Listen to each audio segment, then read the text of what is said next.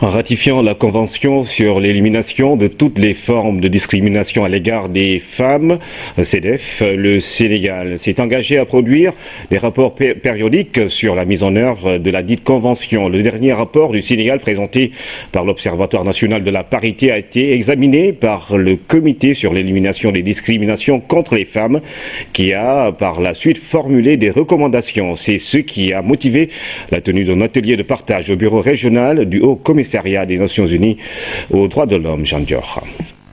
L'exercice du jour est de contribuer à l'amélioration des progrès du Sénégal en matière d'équité et d'égalité de genre. Ce cadre de concertation et de partage est incontournable pour parvenir à l'autonomisation de la femme sur le plan social, politique et économique. L'objectif, c'est d'enlever toutes les discriminations faites aux femmes pour que la femme et les femmes sénégalaises aient les mêmes opportunités que les hommes au Sénégal.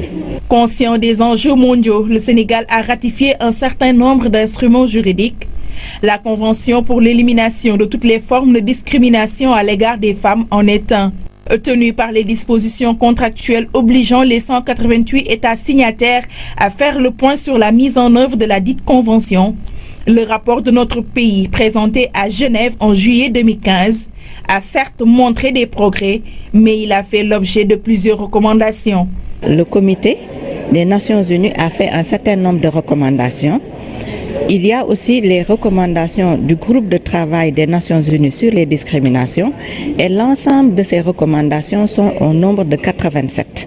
Pour permettre à l'Observatoire de jouer son véritable rôle et aider, contribuer en tout cas à l'accroissement des performances du Sénégal en matière d'égalité de genre, nous voulons aussi en même temps mettre en place un cadre de suivi conjoint de ces recommandations comme d'autres aussi dispositions. Parce qu'aujourd'hui, il y a effectivement un léger déficit de dialogue, de concertation autour de ces questions-là. En plus des avancées notées sur le plan constitutionnel et législatif,